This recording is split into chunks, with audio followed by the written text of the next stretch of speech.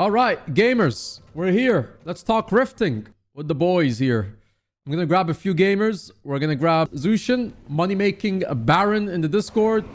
Long-time World vs. World commander, long-time PvE commander. One of the people who helped set up a lot of farming guilds over the years. And my greatest World vs. World rival, playing chess with guilds. We also got Sloth, big commander on Heartstock and Overflow, open world events. Dragon's End seems to be your specialty for the longest time. I don't know if that's going to change now with Rifts. And we also have Jonas, a recent addition to the team, Overflow, and has caught the money-making bug. And has already made how much? 10, 20,000 gold in a few months? Something like that? 15,000. 15,000. That's pretty good. Yeah. And Thomas as well. Actually, Thomas, you've been here with us for a while. So you've been on the farms, on the trains. And yeah. So, guys, I'm here to talk about Rifts. All right.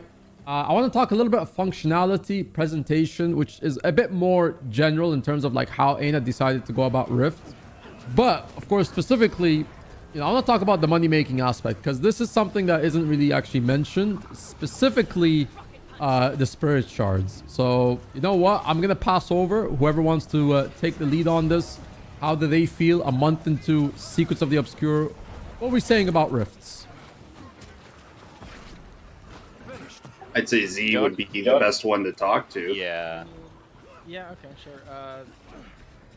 Yeah, so we're about a month in, and we've been doing a lot of testing across all mainly the non-Stodo maps actually seem to be the real winners for money making, specifically with spirit shards. Like, we found that Tangled Depths, when we had the Rift there, was with all your boosters on, we were getting about 50 spirit shards an hour, give or take, just farming T1s, and we're clearing them at unholy rates. So, every 4 hours you've got about a legendary's worth of spirit shards, and that's not to mention all the T6 mats and essence that's dropping as well. Mm-hmm. Yeah, I feel like it's not so much the materials, but the spirit shards, because we actually rarely have a very good spirit shard farm in the game. We have one, but that's a once in a year thing with which is the lab farm, which comes out actually soon in October. But not so much anything else that's year long to keep you there. So, and that seems to be the biggest bottleneck, right? You can have all the materials you want, but if you don't have the spirit shards, you're not crafting whatever it is that requires it. And a lot of this has to do with legendaries as well, specifically. But it's interesting you said there's also a good amount of T5s and T6s that come out of it. How does that actually compare to like something like Drizzlewood Coast or like a LS4 farm, right? Where you can just convert, volatile magic into the boxes. Yeah, so go ahead. The question was regarding like T6s compared to other material output farms, like LS4, Drizzlewood Coast, and things like that. How do Rifts compare to that? So the interesting thing that I've noticed is the only T6 and T5 that's really dropping from the Rifts are Bones and Fangs. Everything else seems to be almost barely dropping. So as far as for a material farm, I wouldn't say that it doesn't keep up with Drizzlewood or Dragonfall, etc. But gold income from selling your excess. So what I've been doing is, all the extra Bones and Fangs I've been getting, I'm just selling them off and buying what I'm missing of the other mats. Mm-hmm. It's also worth noting. Yeah, go ahead. Go ahead. No, you go ahead. Okay. It's also worth noting that in non-Soto maps, the rifts are events, right? There's 2 events per rift, right? Killing the mobs and then killing the dude at the end. Mm-hmm. So that all interacts with the map bonus system. So let's say you're in Frostgorge Sound doing rifts and it's Blood Week. You're also going to get blood from your rifts at some point, right? Mm-hmm. Yep. That's also worth keeping an eye on. I imagine they themed it to the map as well, right? Like, I mean, if you're in the Soto maps, it makes sense to use fangs and whatever, because these things are a little bit of I think it's something to do with the monsters, right? That you're killing and stuff like that. Muklak, thanks so much for the raid. Appreciate it. Gamers, we're having a Rift discussion. Money making on Rift. So all you guys over from Muklak, open up your textbooks. It's a Rift discussion. Thank you for the raid, buddy. I appreciate it. Yeah. I'd imagine that's actually a smart way of rotating the materials. How do you actually find the maps that they're rotating? Has it actually, because I thought rifts before would have been something like you just incorporated into like an existing train, right? Like if you're running Soto maps, or if you're running EOD or HOT metas, and then you can maybe do rifts on the side of that map. But they decided to go with the idea that you rotate, right? And that means you specifically have to go to those maps instead. How have you guys found those? How have you found that in terms of like the rotation in the meta? Has that created basically a new meta for you guys and keeps it interesting? And this is more of a commander question, because commanders would love to have a variety of paths to go to. What we have done over the past few weeks is we've been using the weekly as a guide to map out the rift locations, because the speed of getting rift to rift is the most important factor of the rift farm. In order to increase gold per hour, you have to find a map that is very easy for the entire squad to go from point A to point B. And some maps have emerged to be big winners. Tangled Depths being one, Istan being another. Today, it's Bitterfrost Frontier is the place to farm right now in terms of efficiency of clearing. Yeah, as the weeks go on, there's kind of a internal like rift map tier list forming, and once we have everything, we could probably like just say, okay, these are the good maps, these are the bad maps, right? And a bad map in this case is something with out of the way locations. I think like actually Bitterfrost in tier 3 is an example. I think there's one location where where it's just in the bitter cold and you have to go do the heart in order to get to it and make the Suet tonic, right? Oh, that's a mess. Yes. We had a poor commander trying to get more people to do a T3 in that area, but everyone's scrambling to get their mats. I would say as well, as far as it being a addition to metas, personally, for me commanding rifts, I found farming the rifts on maps that have metas, for instance, the Soto maps, and actually not participating in the meta has actually ended up being more profitable than doing the meta if you're just on a pure gold per hour basis. Obviously, for the armor, we need the pouches of Stardust, etc. But for instance, on Tangled Depths, we were ignoring chalk entirely and just farming rifts. Because the bauble was the primary drop of the map reward. Forgot to mention that as well. As with the map rewards, Bauble Week seems to line up with, at least it did with Tangled Depths, and it is lining up this week with Verdant Brink. So every rift or two, you're getting a shiny Bauble. So for any Bauble farmers out there, there is that. Yeah. That's interesting. I mean, that does lead to, I imagine with stuff like, chalk and stuff like that, they're not the best money-making maps anymore in this, right now in 2023. But how would that compare when you're in a map like that's, like LS4 or Drizzlewood? Mind if I go over that, because I've made some remarkable discoveries in the economy in regards to this.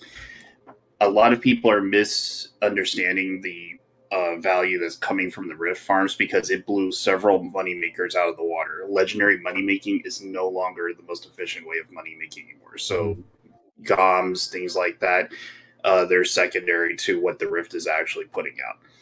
Secondly, rift in itself, the essences and how they are used in the Cryptus box is one thing, but the interesting thing about the rift farming, it is actually an extreme karma farm that rivals LS4. And what this does is that this synergizes with another aspect that got introduced in the game, which is the strike weeklies and the dailies. because the blue profit shard is actually the new moneymaker because of the extreme demand on T6 recently, since T6 went from 320 gold to 430. It's actually clocking at 450 gold a set on peak times. And that means that you need karma with the blue profit shards to be able to convert Eternal Eyes from the Iceberg Saga 5 into T6, blue profit shards again to T6. Basically, they just activated an extreme T6 farm that almost doubles or triples past the LS4 quota on a standard train. Mm-hmm. So when you're grinding for those essences, not many people realize you're farming 2, 3, 4 sets of T6 if you're doing all the other strikes on a continuous basis every week. How many, like where would you put rifts in someone who does only open world, right? Or not even anyone who does open world. Let's say you're just someone who has a very, lax schedule in terms of like you log in, maybe one day you're doing strikes, maybe another day you do a few map open world metas, you leave. Where would rifts factor into that, right? Because I'd imagine rifts are more like groups that stay for a few hours with each other, at least maybe an hour minimum. If you were efficient at converting all the account bound maps that the Rift is providing into value, which is through the legendary channel, through Cryptus boxes, Karma to T6, if you were solo in the T1 with Jade buffs on, you could probably get the entire equity value of an entire DE run in less than 20 minutes in Rift farming. Mm-hmm. So I would have to say that this is good for the people who actually know how to craft materials and trade and things like that. This is now the number one farm going forward until I add something new to the game. I actually find that this would actually be a bit more difficult to explain. It is like when you compare other like maps, right? Like LS4 maps is very simple. Volatile magic, buy the trophy shipment boxes, get T6s, either keep them for stuff that you're making or sell them if you don't need them. Stuff like EOD maps, same with the antique summoning stones and a lot of the material. It's very, maybe 2-3 step processes. With rifts, it opens up quite a lot because there are some things you could use to craft. There's some things you sell. There's, I imagine the biggest hurdle is explaining what you can do with the stuff that you're getting, right? Besides the simple things of you'll get this or that. And it's a very good spirit shard farm, which we'll touch on a little bit in a bit. But it's actually getting people to understand where the benefit comes from rifts. Yep, there's definitely a lot of depth with the rifts, because I know when Zushin and Z were testing it for the first time, or early on, they were telling me some of these numbers, and I didn't believe them, right? But then I had to go back and check my spreadsheets, go to Wiki, find out what I was missing, and I would realize that there's like a third, fourth order, currency that I'm also getting that can be turned into money. I just didn't know what it was. Mm-hmm. Yeah, it's I'd imagine there's a lot of explanation that's going to be needed to be done for it. At the basis, though, and this is where the spirit chart comes in, right? Where are you guys clocking spirit charts per hour on rifts? Because I've heard various numbers. This is maybe also because of different people using different boosts. But something like 40 shards an hour is what I've heard. I don't know. There's no good answer because it changes every week. Yeah, so the map by map, it changes your spirit shards per hour based on how fast you can clear the rift, how long it takes you to get to each rift, etc. But for instance, on Tangled Depths, we were getting closer to 50 spirit shards an hour with all the boosters stacked. 50? But yeah. But Bitter Frost is proving a lot easier than that, so I think that we can blow that old record out of the water. Possibly, yeah. Also, I did want to add, when the rifts are on Season 3 and Season 4 maps, we are also getting Unbound Magic and Volatile Magic from the rifts. So that also adds to the gold per hour through the T6 route. And Karmic Retribution on Bitter Frost does affect the mobs also, so they drop additional karma now. Yeah, the two limiting factors for rifts are how far apart everything is to a waypoint, and how many necromancers are running spectral grasp in your group. Because the really big thing about them is that the mobs are very, very spread out. It's hard to get to everything and kill them to fill the meter and move the event along. That's the really big factor. There's actually a good question here from the chat, which, yeah, where do you guys find the balance between the tiers? You know, tier 1, tier 2, tier 3? Is it you just farm one specific tier? Which ones have you guys experimented with tier 1, tier 2, or 3 rifts only? Or a farm that utilizes all 3 tiers? You know, what is the sweet spot here with rifts? Because it's going to depend on everyone else as well, right? It kind of hinges on what someone requires. I'd imagine someone who wants to do tier 2s obviously won't go to a tier 3 only farm.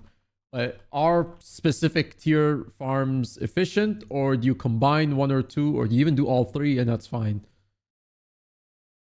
So I've been personally doing single tiers for a full train, but we do throw in the other 2 tiers as needed by squad members for the weekly achievements, etc. But as far as for gold making wise, if you don't care about the legendary armor, for instance, the only 2 tiers you need is tier 2 and tier 1, and you need an equal amount of each if you want to craft your boxes up from the base tier all the way up to rare for sale. So you would need an equal amount, which just soloing T2s, you do get a pretty good amount of the T1 essence. So we've been doing mostly T2s, and then we'll pivot after and do like an hour of T1s to make up for what we're missing. So yeah, it kind of goes by the squad needs, actually. It doesn't really, it's not strictly on a schedule or something, right? Like There's no schedule in rifts at all. Yeah, you just do what you need. Interesting. That makes it a bit more, it makes it a bit more variable actually now, because you don't really I mean, it's all the same thing. You just kill a few mobs and then just a higher difficulty boss kind of spawns, but it's the fact that you can just tailor it to the squad makes it a bit more interesting. T2 is much more attractive though, because more people obviously means the easier boss kill. And the efficiency of acquiring T2 just goes up the more you have with you that can handle that. So when we organize runs, it's primarily T2 focused. A large part of that also has to do with T1s being pretty easy to solo, right? Like if you're waiting for a squad and you want to do rifts, you should just do T1s on your own, especially if squads are going to have a lot more T2 folks. Yeah.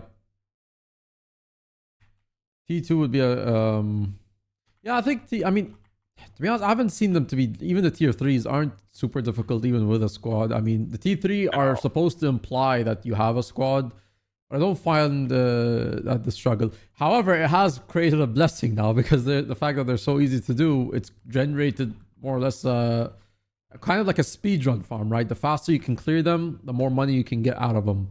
You know, time is the essence here with them. Does roots factor into any of this? Because the maps change, right? And imagine, again, like it's getting from point A to point B in the fastest way possible.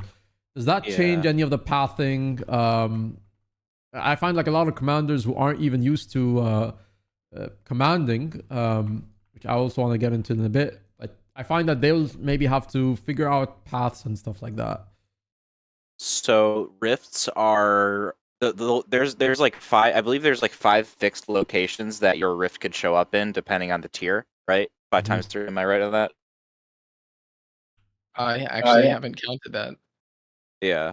Well, there's a set amount of locations for 1s, 2s, and 3s, right? And they'll always show up in the same spots, but which one it's going to show up when you like search for your rift, it's random, right? So there isn't really a way to route out a circle or a path to follow every time, right? Yeah, fair enough. Yeah. But the learning curve here is understanding like the terrain on the map and like knowing the correct way to get there as quickly as possible. Do I need to gain height sky skill and then do a Griffin super dive? Do I need to roller beetle? Is it just right there, right? Do I need to go underground if it's a map like Tangled Depths? That's the learning curve there. Just getting there. That's the like the actual content itself is quite easy.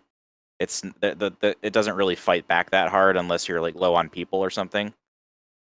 Yeah, it's not the most engaging content, unfortunately. It's yeah, you know, and I want to actually this is what I wanted to also talk about a little bit, which is more presentation of rifts, right?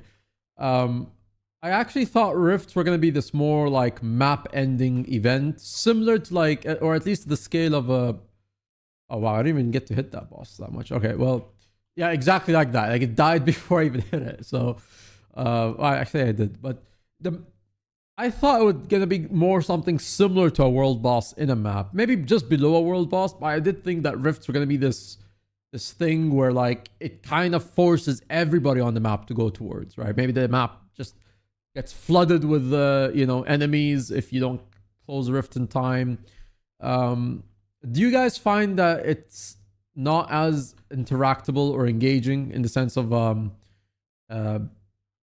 you know, you have to be there to kill it, or you know, because the way I find it now is that like you could be rift hunting and there's people on the other side of the map just doing something else entirely and have no idea that there's even a group rifting in the map, right?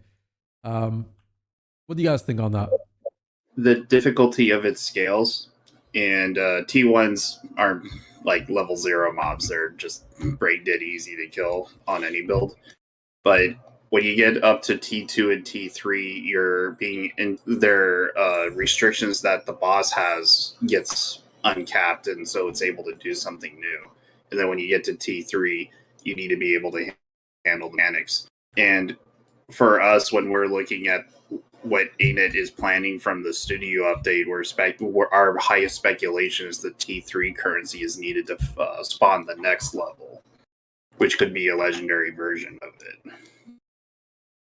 Yeah, that's one way. I think, yeah. I mean, it's I don't know if it's actually talked about or implied, but it does feel like they might introduce a fourth and a fifth tier.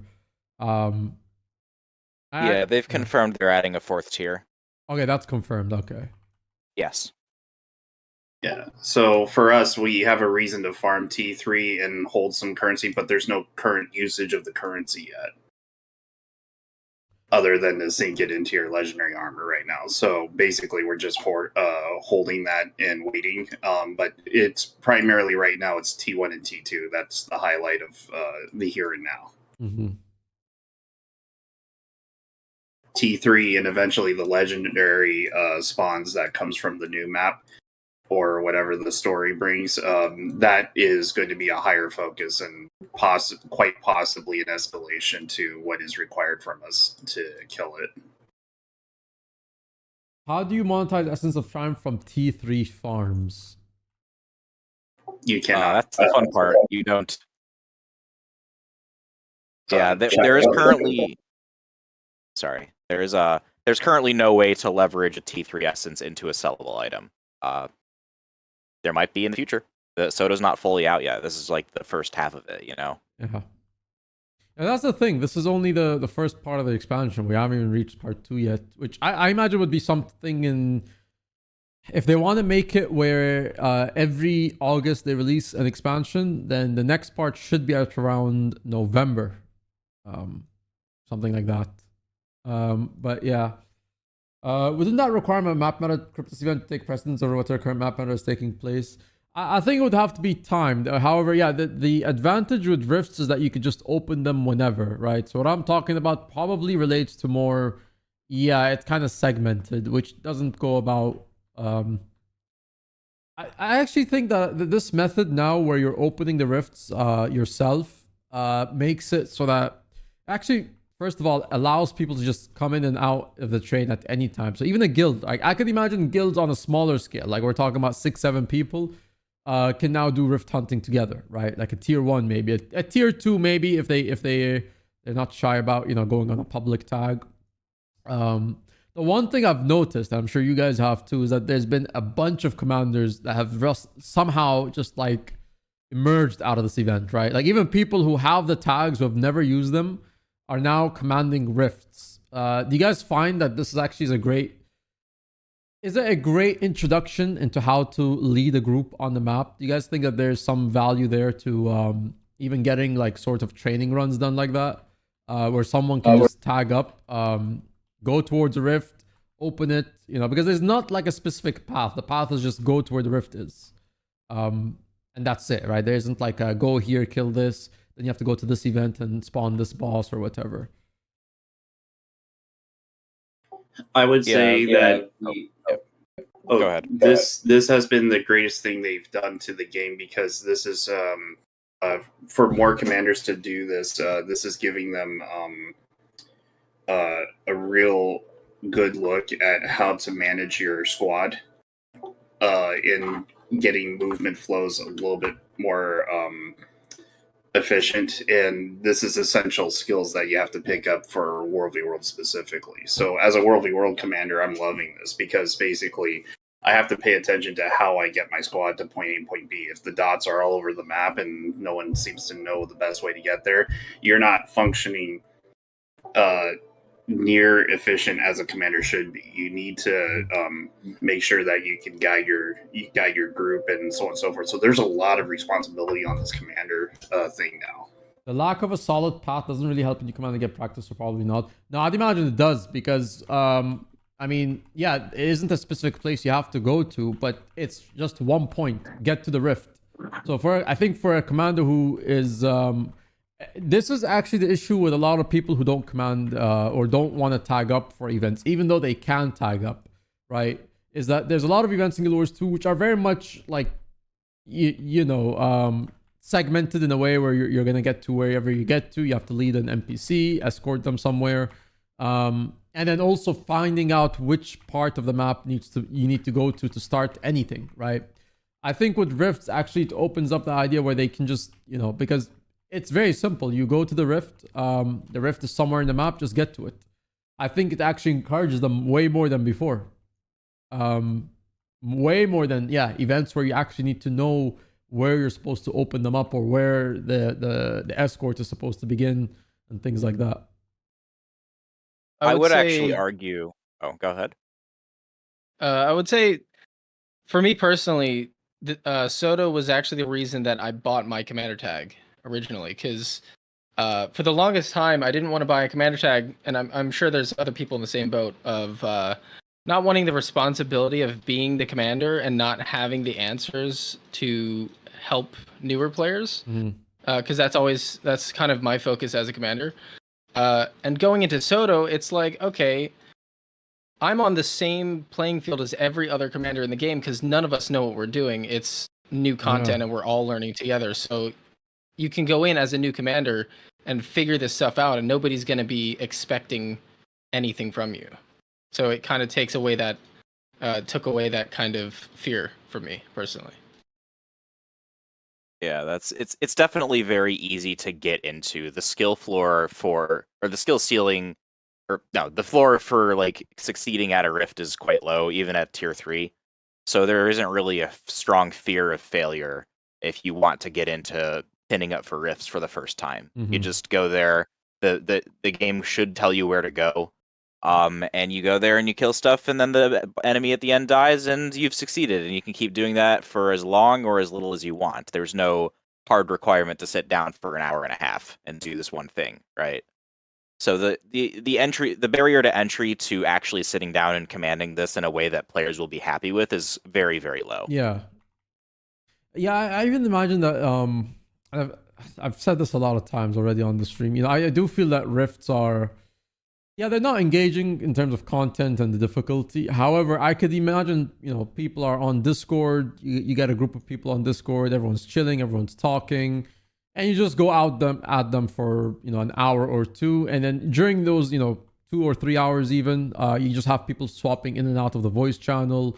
Someone goes for a break. Someone's like, I'm going to go eat something, come back later. It's very much a, you know, like a... basically cozy content, right? Everyone's just chilling together and just killing stuff and getting money, which is kind of something that's been missing in open world for a lot. I don't know if it's because recently I think the last time we've even seen anything like this was maybe EOD with Dragon's End, of course, requiring people to actually be on Discord for coordination. But it's definitely been missing since then. The last time I've ever seen where people like just, actually join a voice channel for farms were when, Jizzlewood or LS4 Train were out, especially the Istan. I don't think we've ever gotten to that level of, mass voice channel participants since maybe the Istan thing was a thing. The major Istan farm. At least on major discords, private discords, obviously you don't see what happens in smaller communities.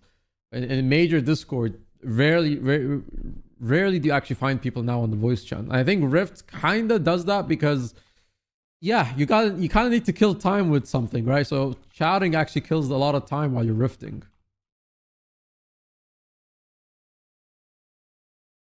It's just like hanging out with the gamers is. It's definitely like very easy to do that when you're doing rifts. Eventually, any activity you do in game will get to that point because you've shown up for your raid static for like a year or some amount of time, and it's just and you guys are just on autopilot, so you can just hang out and talk about whatever. Mm-hmm. But with rifts, like because the skill floor is so low and the expectations are like the expectation of what the commander really needs to do, like at a minimum level, is like very, very low. It's very easy to get to that point and just hang out.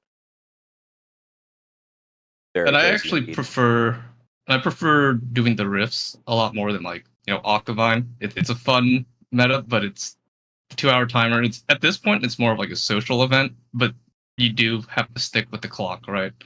But with rifts, you just pop the rift and you go. So I enjoy it a lot, especially if we look at doing events on Discord, just hanging out as like one of the things we like to do. Mm-hmm.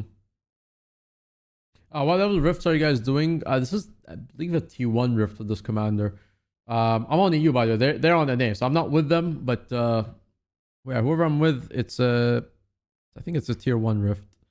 Yeah, I think it's again, that's like that coziness that comes with it, right? I think I don't know if this would encourage people who are now recently tagging up for this stuff to maybe tag in for other things, but I think it's a starter.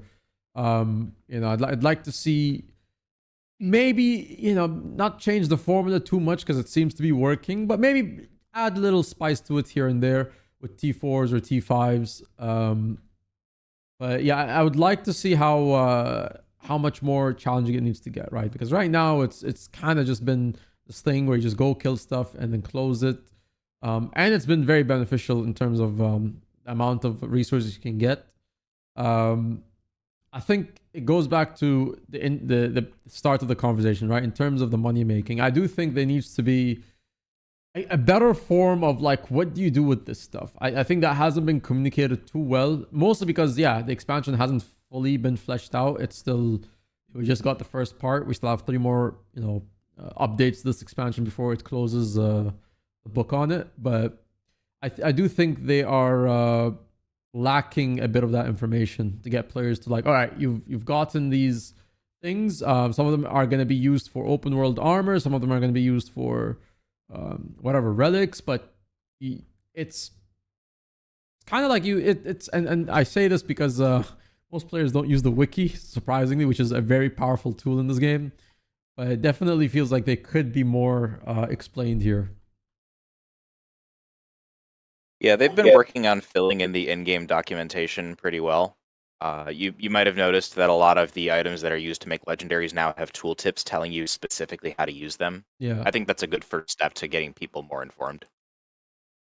Yeah, no, I'm a big advocate for in-game tooltips like this. When you can make sure that the player gets their information from the game, it's a big plus. The moment they have to go out of it, you lose a lot of crowds, right? Even though, like, you could tell someone, oh, the wiki exists or something. Sometimes people even just don't go there. Even if they know it exists, they don't bother or something. And I do agree. The more you can simplify it within the game, the better. Yeah, that's a big point because I know I'm in a large community guild. Open invite. A lot of new people join, and they'll ask me a question, and I can give them like part of an answer and then say they'll need the rest on wiki. And I know it's frustrating for them, and it's definitely frustrating for me. But there's a lot in this game, and if I could give you a 10-word answer for everything, I absolutely would.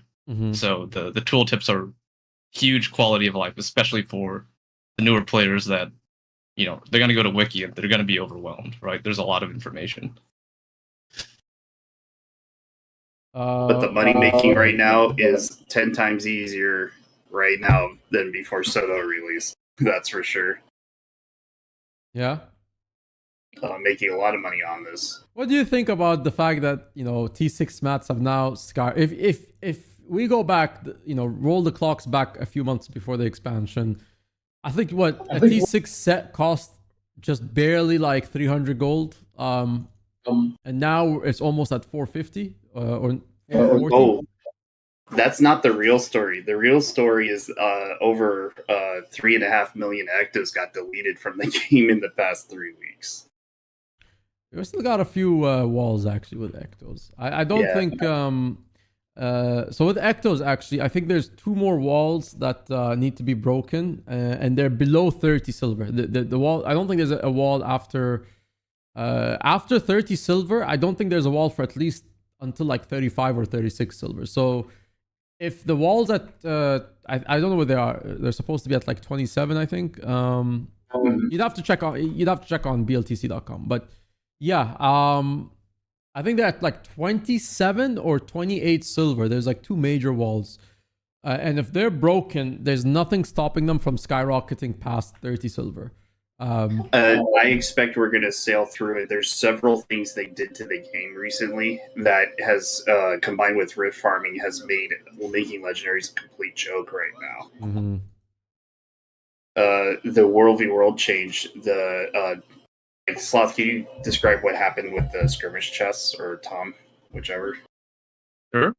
So when we had the old daily system, you do your World v World daily, you get a nice little potion. When they took that away, they actually slapped like the extra progress like potions at the end of like finishing your chest in each tier. So if you, I'm gonna bring up the wiki thing again. I actually had to look this up earlier today.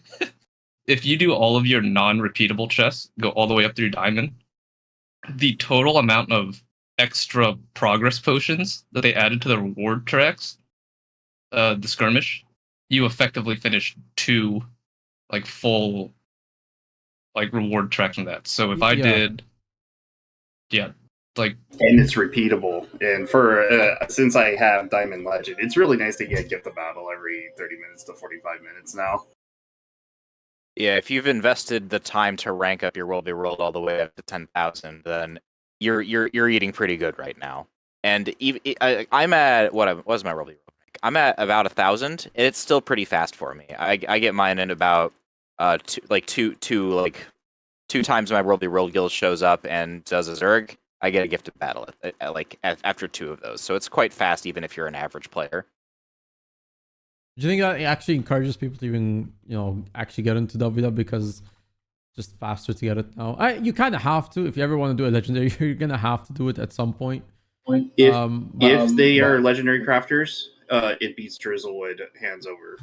I think the issue with a lot of metas like Drizzlewood, right? And even Dragonfall, as profitable as Dragonfall is, even at, like the fact that from all the LS4 trains, it's the only map that can be farmed separately alone, or the fact that people will only do that map alone, is the length of time, right? Like Drizzlewood, you're spending almost 2 hours on that map, right? The first meta is not even, you know, it's just progressing the camps and upgrading them, and then you go towards the, you know, the first few bosses, and then you do the escort for the second meta, but it's the time it takes to even finish those maps, right?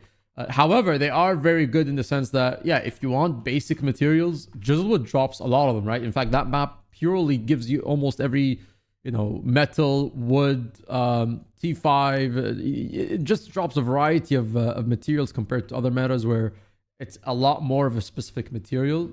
But it is a long map to be in. And when you compare that with something like Rifts, where it's, yeah, it's...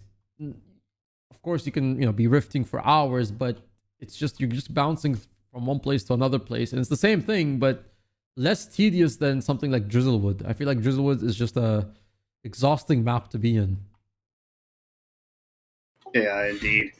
But what Ain't It is doing is they're making a compound map. So this is the biggest story of this expansion going forward. Ain't It has made a compound that's too easy to farm. Rift farming covers Spirit Shards and Karma, and it beats the solo Spirit Shard farm I was telling you about, MM. Mm-hmm. Like it's too ludicrous, combined with the Gift of Battle, and also the fact that Gen 3's the map completion for that and the Imperial Favor is too easy to farm. It takes like, I don't know, like 3.5 hours to finish the map completion there, in about a rotation or two in the EOD meta.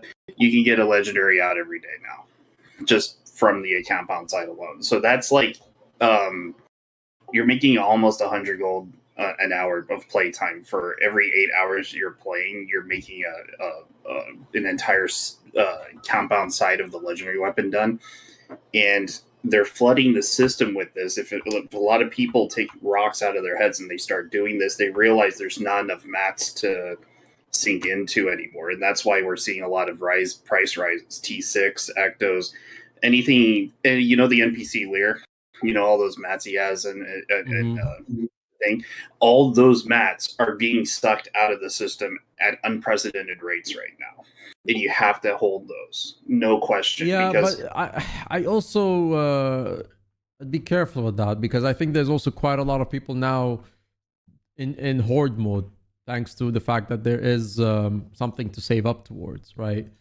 So I really hope that the next 3 updates of the expansion actually continue adding sinks at a similar pace, I think, because that's been what was with the issue with EOD. EOD, it released and had almost nothing to do besides the Gen 3s, and the Gen 3s were very cheap to craft, very inexpensive, didn't really burn that much of the materials, and then you had stuff like Ectos where they became virtually useless, T6 mats, and that's where we had that downward spiral for like, this whole year and a half before Solo came out, where everything was just down in price, and gold per hour in farms was more or less decreased. So I really hope they maintain that level of gold sinks and material sinks, importantly. What really surprised me was they kept pumping astral currency into the system. The boss rush weeks, the refreshing of the special events you have to do in order to get the astral currency. What that is materially doing to the system is injecting liquidity into the system so that you feel safe selling now. So legendary production is increasing. The fact that the legendary prices hasn't dropped substantially is because of the gold liquidity, and the mat cost is absolutely crazy. It should have went down like 20-30% as a result of the introduction of the vault, and it hasn't. And that kind of shows there's a big story going on with the value of these mats. These mats are increasing in value right now, and legendary armor and the legendary relics are going to probably do a substantial part of that. But the fact of the matter is, it's easier to make legendaries because everybody has access to compound mats now, faster than before, and that's the big story. So I feel like we're all being walked, just like how we went from exotics to ascended gear as the meta for the whole community. We're now, the entire community is being walked from ascended gear to legendary gear. And we're Ain't It is adding the pathway for a lot of people to jump from these 2 points. And so, cost is going up. Compound mats are going down in value because too much is flooding in, and we're going to be seeing the trading post going through some wacky things in the next few months. The next few months, I hope they can continue with it. It's just, I don't know when we're expected to get. Did they announce when we're expected to get like a lot of like the open world armor and other stuff, or is that not the next tier release is in November? Probably when the vault gets rotated is when the next big release happens. And we're not sure if the final armor set is going to be released or could be on the last update of the story or for the expansion. Well, they could add like I'd imagine they still want to do the armor in tiers, right? So like they could even just release the open world armor in the second update, which means that would be something like in Q1 of 24. So that'd be like a February or a March update. But yeah. The fact of the matter is, right now, what Ain't It did, it's very similar to what they did when Istan came out, right? They front loaded the system to the start so that everybody can make money, everybody can prepare, everybody can do this and that, and it stretches all the way to the end of the cycle, and then they can hit refresh on the cycle on the next expansion. And Z, why I wanted to bring Z in here is because he's like an example of someone who went from nothing and going up to 15k gold, and you probably should hear the journey of how he did using these farms, because to me it was wild. Is it you made it from Rifts, Z, or was it from partially Rift? Yes. I started gold making pre-Soto, but only like 2 weeks pre-Soto. So it's kind of been half and half, I'd say. So are you new to the game? Are you actually new to Guild Wars 2 itself? No. So I've been around for about a year-ish, 2 years, but I took a pretty hefty break, and then came back about a week or so before 4 Winds. So I had to kind of relearn things, and yeah, I was pretty broke. So you've only recently got back 3 months ago, give or take. Yeah. Yep. Interesting. Okay. And you've made a bulk of your wealth in these 3 months? Actually, in the past month and a half. Month and a half. Oh, so I mean, that's mostly Secrets of the Obscure then. Yeah. Yep. It was the tail end of 4 Winds when I made my first legendary. Interesting. Okay. And what would I taught him how to use his spirit shards? Ah, yep. Okay. But the rest he did on his own. It's pretty incredible. What would you say was the biggest factor in where was your like aha moment when you're like, this is how I can make thousands of gold? After you know, like, because I'm sure, yeah, if you talked with Zushin, there's probably some moments there, but then when you went out and did it yourself. So I would definitely attribute most of my knowledge to Zushin specifically, because I did spend hours and hours in the Discord just hanging out and picking his brain. But it wasn't about like methods of making gold. It was more about the thought process of how legendary crafters think, how barons think, and how people look at the trading posts on the, in the higher brackets of money making. And there was another aha moment for sure once I made my first legendary, because I think a lot of people look at legendaries and it's kind of intimidating. It's like, you hear some people will just save up mats and it'll take them a year to make it. And at first that was, kind of scary to me. But after figuring out, I get spirit shards from literally anything I do in the game, and then I just go do an EOD complete that takes me 3 hours, 4 hours of World vs. World, boom, first 2,000 gold in like 3 days. And then it was that moment where I was like, I can do this every 3 days, make 800-900 gold profit passively, basically, and then do what I do already elsewhere in the game, which now is Rift. Oh, okay. So it was like, yeah, I mean, I'd imagine it kind of just changed your perspective, right, on how to look at some things in the game. I think this is actually one of the issues that a lot of, I don't even say new players, just players in general, is that it's not so much what you do to make money, but what you use in terms of what you have. And how you prioritize that. I think most are in the mindset of, if I just save all this stuff, I'll eventually have enough money to make what I want. But there are times where, you'll have an excess of things, right? Like, and this is probably the common problem I think that a lot of players will have, is that because there's such a hoarding mentality in this game, which doesn't even help, because I mean there's a problem with bag slots and stuff like that, and even in even the storage space itself isn't that big, and you need to spend money to even get more.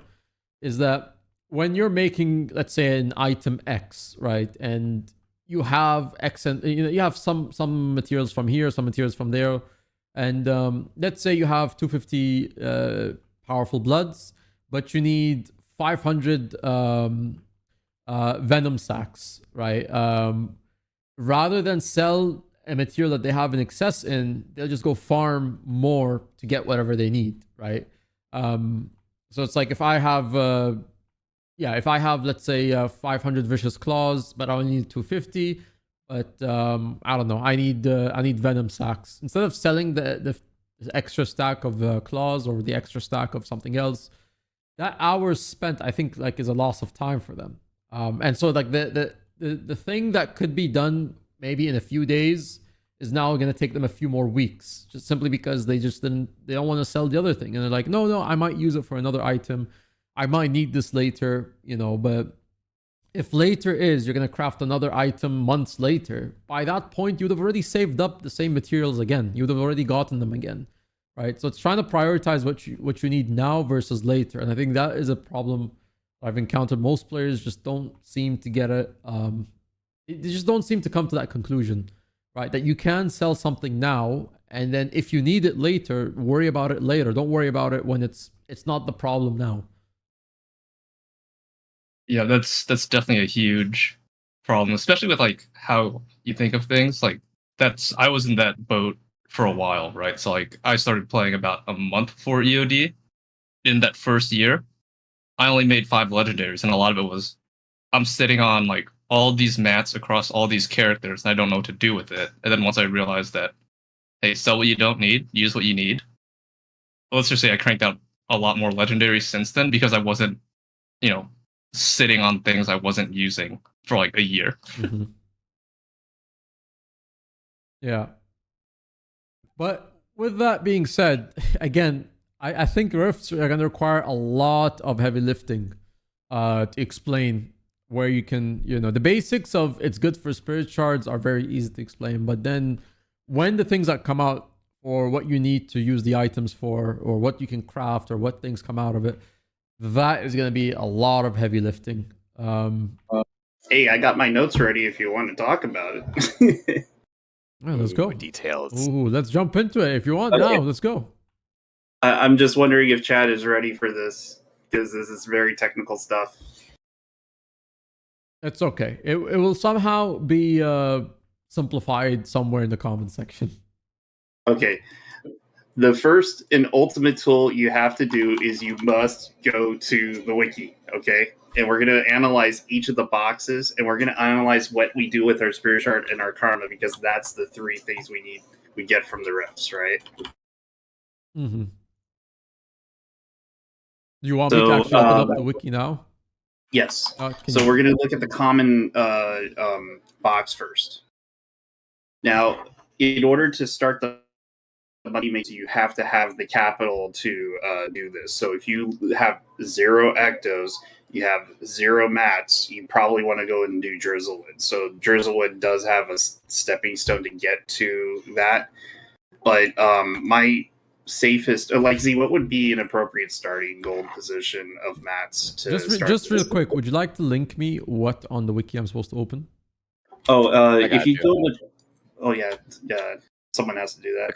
The T1, right?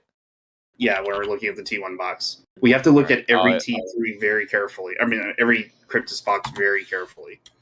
I'll put it in a no mic text. You can get the link there. Sure.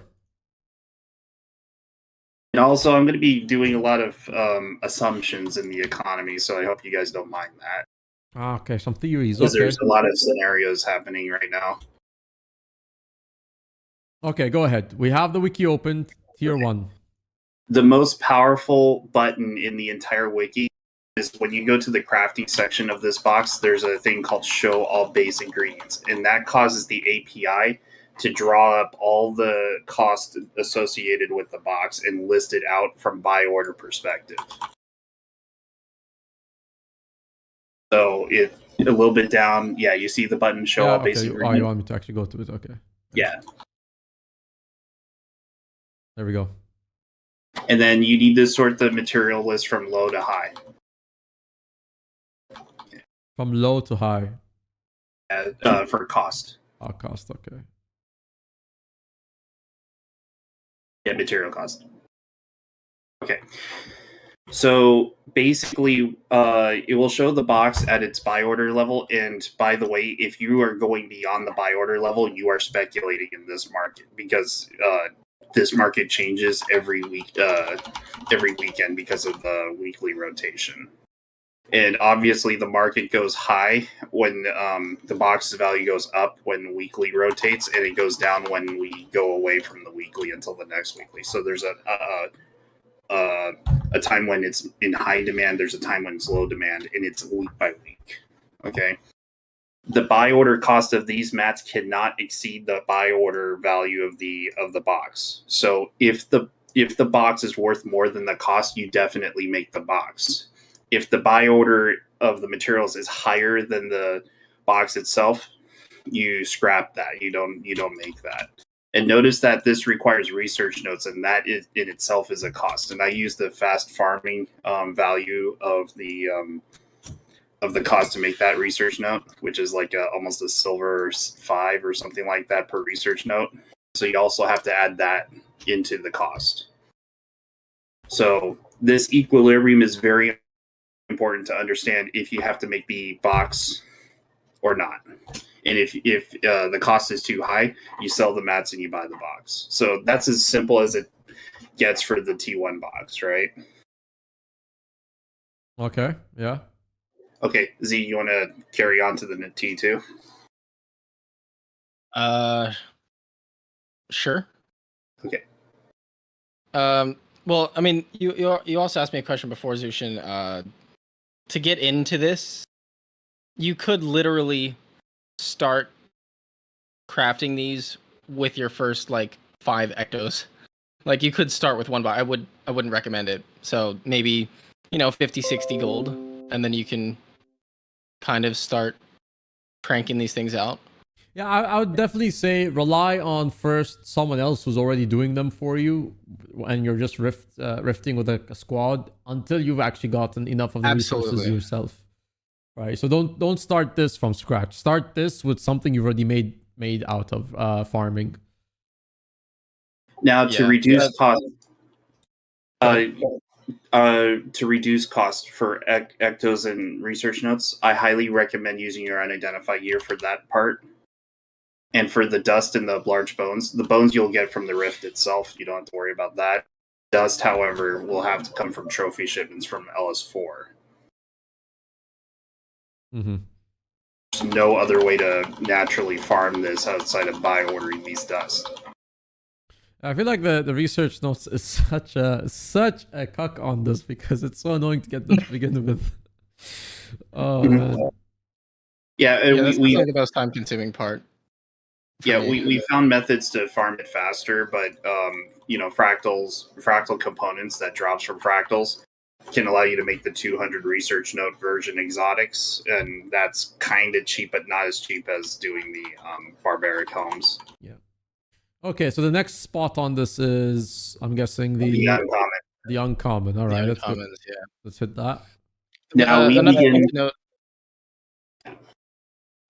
thing to note is that each tier gets increasingly expensive on the research notes, which of course kind of sucks. Yeah. Okay. Now this is what's known as a value added process. So if you click on the show base ingredients again for the T2.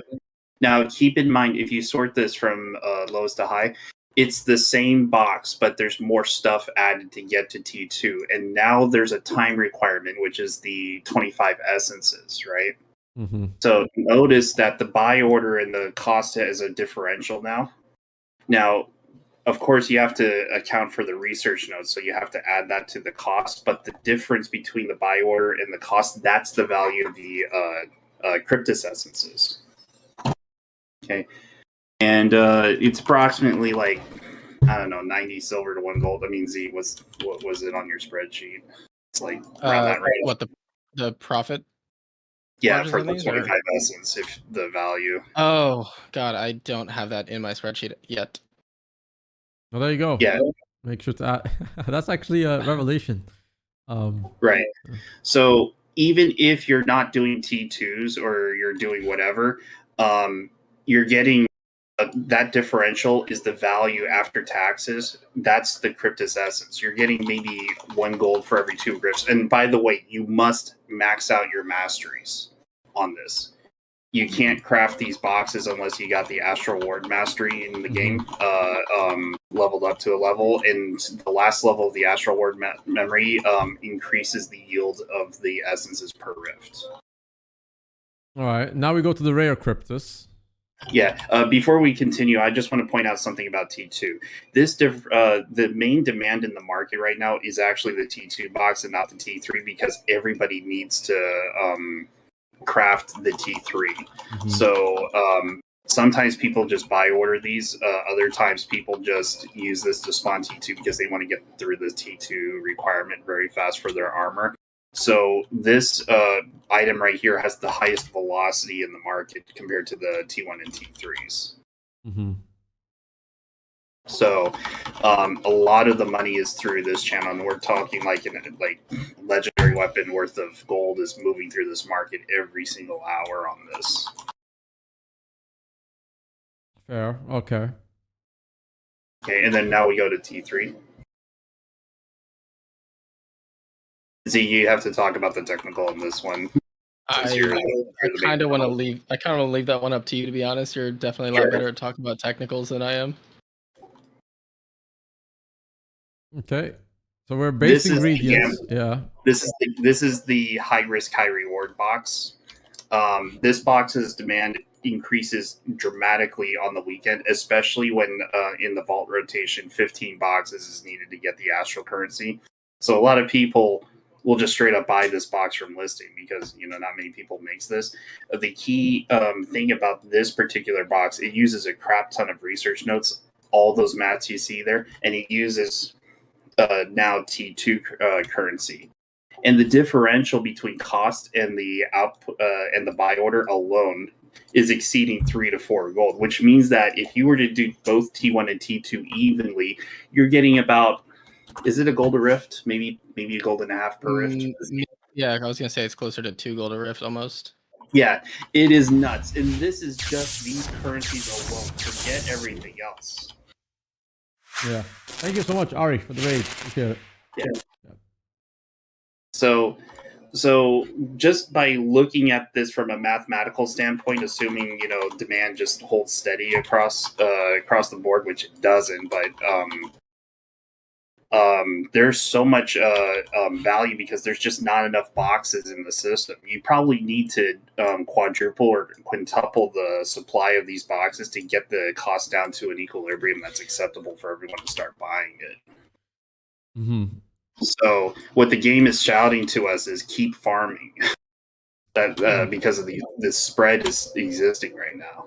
Yeah, when they first released how many you need to do for, you know, legendary armor, there was a lot of complaints about like that's way too grindy. And actually, you know, when you put things into perspective, it's actually not grindy enough. There needs to be more of this.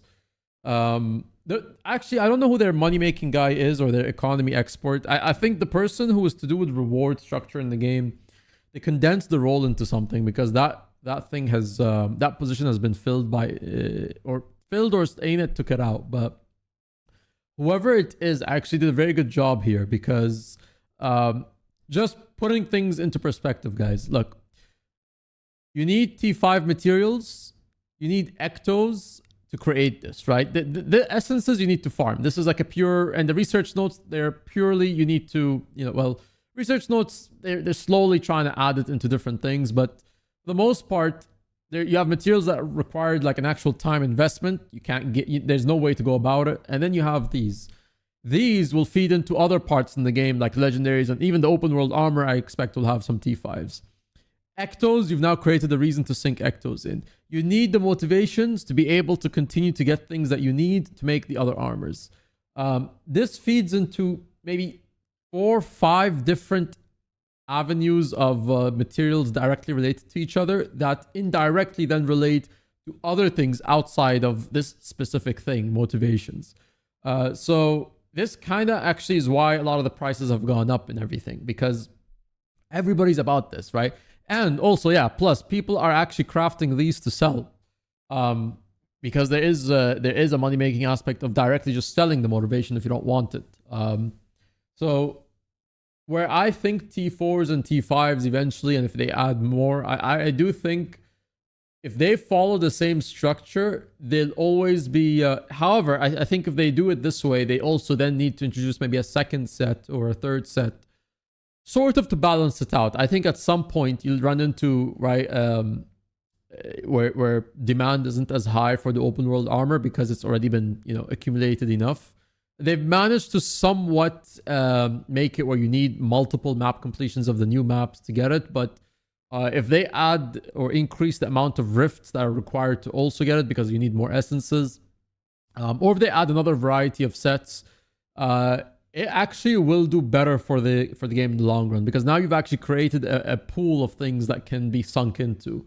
But just looking at what this is, what this shows, this literally shows you how just a few materials that are used in many forms of the game are literally helping with this one item, motivations. There's also some... Oh, go ahead, Sloth. Okay. Yeah, it's an excellent system for every type of player, right? It's fairly low effort, so you can do it while you're just kind of zoned out after work or whatever. Experienced players that already have their raid legendary armor and aren't going to be making the obsidian armor have a reason to go do this, because they can leverage all of their essence into motivations for the trading post, right? And then people that are going to be making the armor and would like to rush their process, that's the customer that's going to be buying that motivation, and they have a reason to farm rifts because they want the armor, right? This is a mandatory step for them. It's a really tight system that gives everybody a reason to go out and do this. It's pretty good. Also, since I hit the quota for 2 armor sets now, you can say for a fact you need 2 stacks of the blues, 1 stack of the green boxes, and 100 yellows to meet the quota of getting the amalgamated cryptus essences all done. Yeah. The 72 amalgamated essences you need for the legendary armor. Yeah, and I think that's also one key thing, is that this actually increases other... And this has been the problem, right? When you have only one thing that is required in the game, then everything else is diminished. EOD pretty much kind of did something like that, where, nothing really of significance happened for Gen 3s, because they spread everything so thin on Gen 3s. You didn't need so much of anything specific. It was just very little of everything, and you got it. Whereas here, the system, you're hitting the T5s, you're hitting the Ectos, you're getting research notes and essences, which are like a lot of time investment. However, this doesn't mean now if you go back to if you go to LS4 or if you go to Bitterfrost Frontier, your gold per hour is somewhat increased now, and it's not because of something specifically in that map. It's because of a system from Soto, and this is where ANET shines really well, when they introduce something that affects all sorts of parts of the game in terms of material and reward structure. And when they do it very well. This is why this game has a very good economy system. Compared to any other MMO, this is the best one in terms of what it can offer, and especially with the amount of inflation that they can handle in this game, right? And this is where you have that argument that, 100 gold for a lot of players still feels like 100 gold. Like, it's not an easy thing for players who don't normally look into this kind of stuff, right? 1,000 gold can feel a lot, or 2,000 gold. Materials, when they are at a higher price, you can actually feel the weight of them. And even when they're on the lower end, I mean, even when we had a huge deflationary effect from EOD, people still felt like, things were madly expensive. Even when things were like at an all-time low, I think, for the game at some point.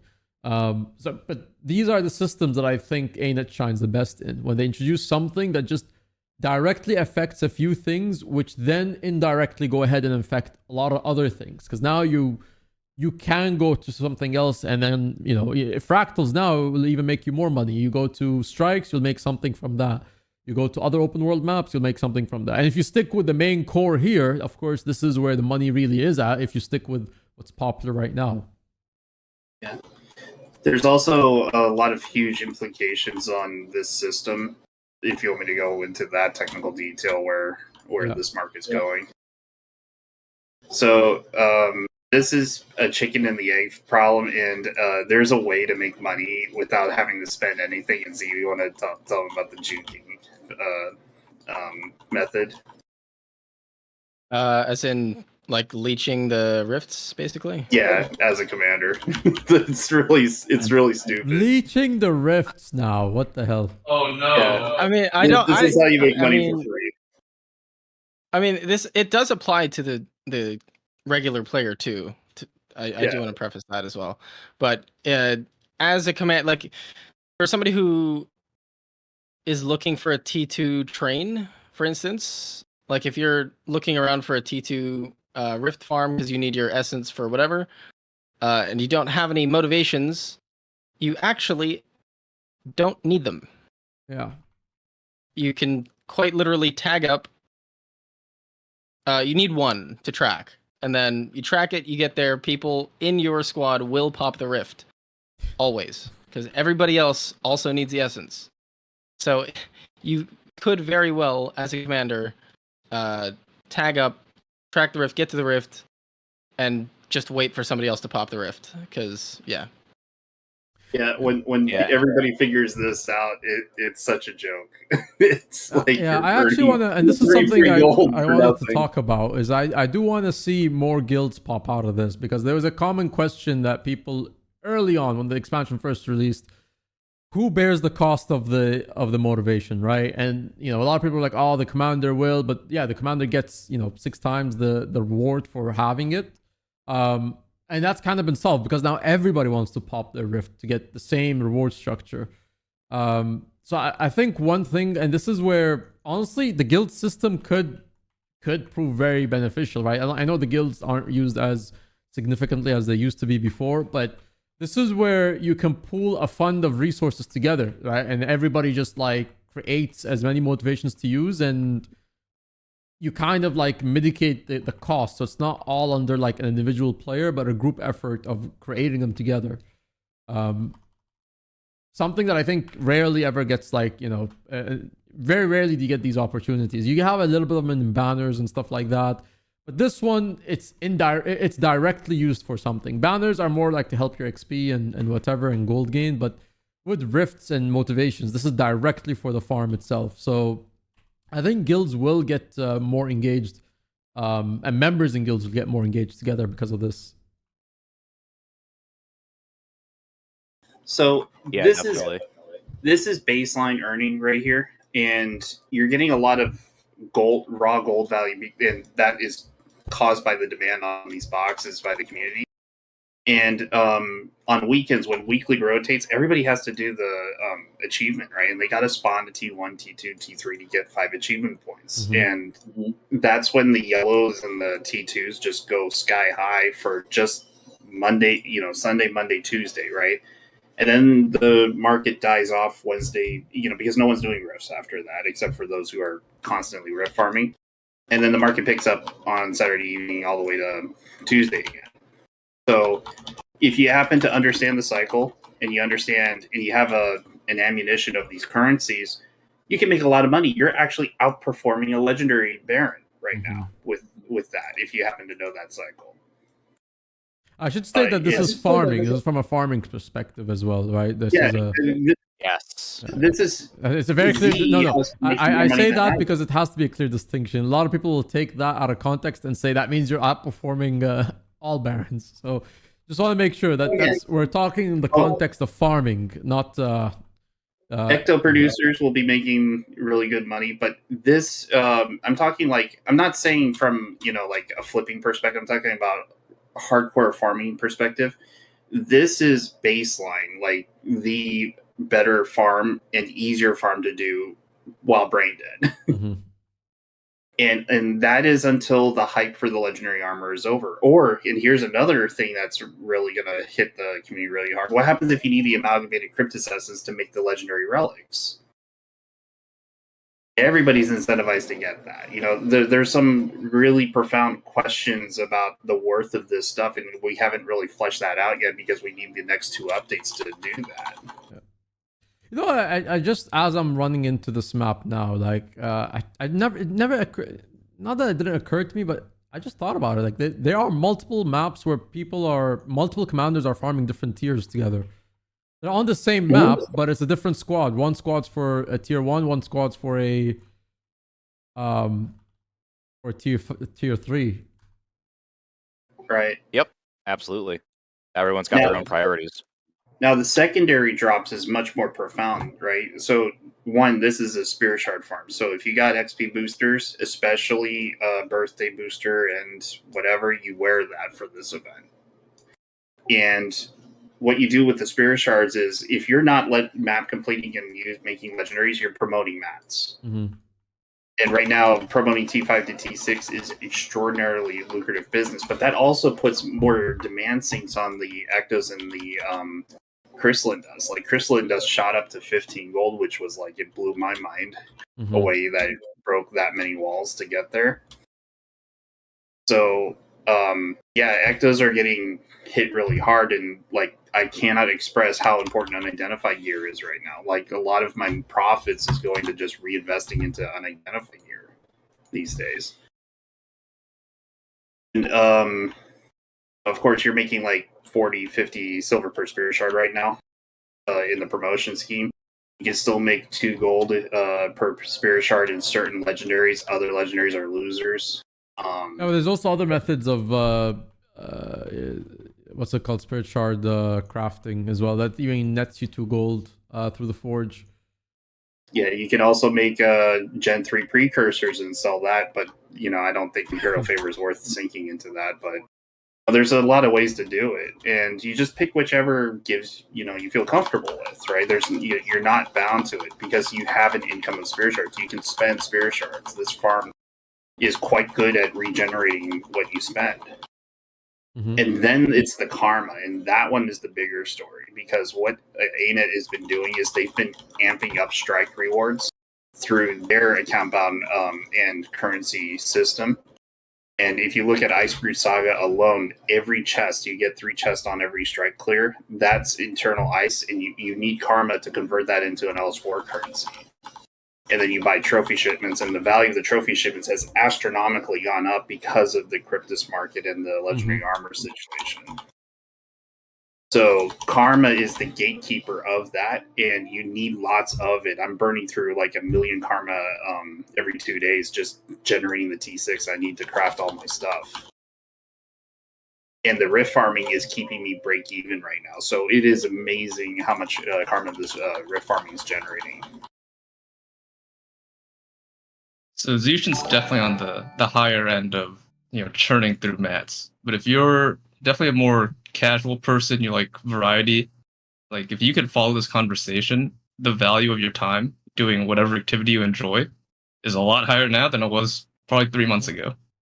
Yeah, absolutely. Happy, thanks so much for the tier prime. 6 months, thank you for the 1 month streak. Appreciate it. Yeah, I do want to say, and most people are watching this, like, yeah, Zushin here speaks out of like the highest efficiency. If you're, you know, really utilizing all your materials, you're finding ways to use them into crafting. That's probably not for all of you, right? Some of you, maybe you might want to be interested in this and maybe, you know, see if it's something that you want to learn more about. But you don't have to do all of this to make rifting. I mean, at the least, rifting now is a profitable farm to do. That's, you know, the takeaway from this conversation is that it's a very good system, albeit the presentation and the engagement, maybe it's not the most fun thing to do, but you know, there are maybe some bits and pieces of it that could be exciting. Some players might find the coziness of it appealing, but yeah, everyone here is speaking on the highest form of efficiency, right? Which isn't something everybody here might want to do, but you will still find that even the basic level where you're just getting stuff from rifts, you're just selling the material. Even if you're just selling the materials as is, listing them on the trading post, right now it's still a value for your time. And this could change. Again, it goes back to what I'm saying, right? If ANET can continue to introduce things that all these materials require to be sunk into, it will only keep it at a level like this for as long as they have those systems in place, right? Because right now you need the same materials you would need to craft a legendary, or even maybe, who knows, whatever the open world armor is. I'd imagine it would still have your basic T5s, T6s, and Ectos, since that's been a staple in every kind of legendary. So it's not only required for like the things that you want to get in the game, like a gear and weapons, but it's also required for the very thing that requires you to get that stuff, right? Which is the motivation itself. You need that to get the essences, which will be needed for the armor later. So at the very least, you can just come in, take your materials, maybe sell them, or just use them for stuff at the basic level. But obviously you probably want to sell them because very few things come out from Rift, so you probably want to sell some of the stuff that you don't need. But yeah, everyone here is speaking on a much higher level, and this is all free information, by the way. These guys talk about this every day in the Overflow Discord. So if you ever want to pop in, the Discord is open to anyone to come in and learn. And Zushin usually hosts kind of a lot of these lectures from time to time. And you have people like Sloth, Tom, and Z here who are always there. And Zushin will call into different people with different experiences, different insights. So all of this is out there. It's difficult when you look at it from a standpoint of a website. Like Fast Farming, I think, does a good job of kind of showing you what you can make and basically putting it into a visual aspect. But explanations and like context behind things, you're more than welcome to join the Discord and just engage.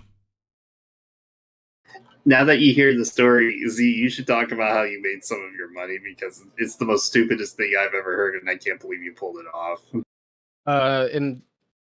From the your flipping on the legendaries, yeah. I mean, you have to hear this because I never conceived this method as a moneymaker. Okay. And Give it. Z did it all on his own. I mean, it wasn't.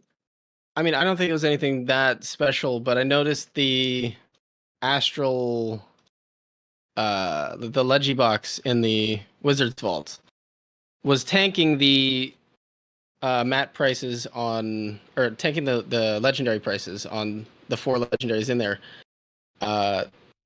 So I basically just put a bunch of buy orders on all of them when they were cheap enough, and I snagged a few up for 1200 to 1250 gold, and then flipped them for mats that I can roll into my next Legi.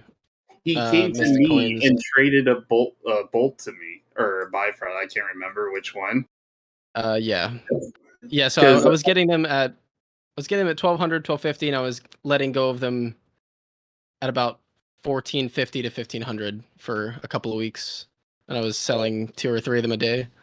And he snagged my I made my T6 at around 270 gold, so I want to lock in at 410. And at the time I didn't know T6 would go up to 450, right?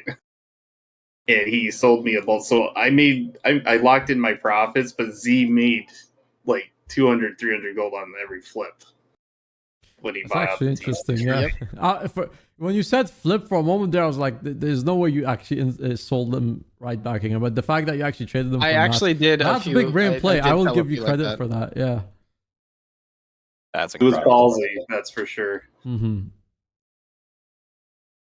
It didn't occur to me until after I listed the weapon. I was like, and I went back to Z and said, "How are you getting these weapons? How are you trading this for profit?" Right?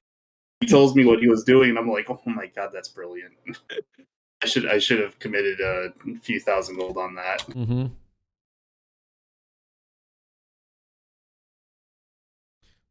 High risk, high reward, but it looks like both of you got what you were looking for, right? And that's what it's all about. So I think we've touched kind of a lot here on rifts. In fact, very productive discussion, right? I actually that last part, Zushin, really puts things into perspective. I didn't even expect that we'd even... The base ingredients really puts things into just... From an economical standpoint, just how much is being utilized right now through Rift. So I actually really appreciate this discussion, because I think a lot of players had these kind of questions like, okay, we're rifting and what else, right? Like, we know we need it for this, but where's the money making aspect? And I know that, you know, not many people talk about it because it's not maybe of specialty, but it's definitely something I've been wanting to discuss for a while now. So I actually appreciate you guys coming up here for these insights. May I give some tips for people who's trying to make money? Just very quick tips. Mm-hmm. Buy from buy order, sell to listing. That's the number one way of making money in this game. Buy low, sell high. Use your unidentified gear. If you don't have a copper, silver, or runecraft or salvage medic, sell the unidentified gear until you can get one. After that, you should be using those. Mm-hmm. Yeah. B will make astronomical amounts of money off of people that buy instantly and aren't patient with things. So if you don't want to make us rich, make sure you're buying from buy order and selling through sell order, right? Yeah. That's very true. And if you want to check if you need gold and you need to sell some mats, always check the wiki and see like Cryptus boxes. If you're trying to sell some Ectos, is it better to use the Ectos in the Cryptus box and sell that? Can you promote the Cryptus boxes? You make your decisions based on what you can get the highest return and how much effort. And if you feel like, hey, I'm good with T1 boxes, just make sure to look at the spread. And if the spread is not there, you're okay selling the mats. Just make sure to do your homework. Yeah. And if you do that, you make money as fast as most of us farmers are, including myself. Very good. All right. I think that pretty much wraps up this discussion, to be honest. Is there any last inputs? You guys think we touched upon everything? I think in terms of riffs, we've covered everything. Yeah. I mean, go do the riffs, make some motivations if you want money, right? And make sure that you're calculating all of your costs correctly. Otherwise, you're going to find yourself in the hole. Yeah. Good. Yeah, I think, all right. YouTube, I think that pretty much does it. Gamers, if there's anything, I'll leave the floor to you. Just kind of, say who you are. What do you do? Where can people find you if you are on social media? Or if not, where else can people get to talk to you, or if you want to be reached out to? So we'll start with Sloth, then Tom, then Zushin, then Z. So Sloth, tell us about yourself and what you do. Sure. Hello, I am Sloth. I am the guy in your mentions right before reset every day talking about Dragon's End. I teach commanding. I teach money making, like getting people to the point where they can start understanding these concepts. And you can find me on YouTube, and you can find me on Mastodon. Do you want me to just pass you links later? Because the links are weird. Yeah, I can't really say them out loud. You can pass me the links. I'll put them on. I'll put them in the description. Yeah. Okay, they're in the description. There you go. Yeah. Excellent. Very good. All right, Tom. All right, Tom. I should probably change my name in the Discord because I can't even pronounce what I have listed. I was running DE 4 hours after reset, so like midnight Eastern time. I used to do it 5 to 6 days a week, but now I'm mostly on weekends. I will also occasionally lead stuff like strikes for fun because I enjoy it. Sometimes I'll do it several times a day because I'm bored. And if you're on Sorrow's Furnace on North America, you will occasionally see me playing a big firebrand tagging up for World v World because I enjoy it. Very good. Zushin? I'm Zushin, and I used to command a lot, but since I've been busy in real life, I pop on Overflow and help people make money. So, and I am a very hardcore farmer, so any particular farm you need help and understanding, I can fill you in on it. Very good. And Z? Yeah, so I'm Z or Jonas, or you might actually probably see my tune bussing around. You'll mainly see me doing rifts right now, so you'll probably catch me doing 12-hour rift farms in whatever the hot map is of the week. Occasionally I'll tag up for the Etherblade and other EOD metas, but yeah. Very good. All right. Well, that's them gamers. Everyone with the exception of Sloth doesn't kind of do streaming or social media. Sloth does. His links will be in the description below. However, you can find all of these gamers in Overflow Discord. They're there almost every day, chatting and freely discussing money-making ideas and things and theories and all of that. So if you'd like to learn more, you can also join us on Overflow Trade Discord, the biggest trading Discord of the game. We run a lot of open world events, gold-making discussions, guides, resources, and things of that nature. So you can join in on that. Yeah, that's all. I hope you guys enjoyed the video. And until then, we'll see you when we see you.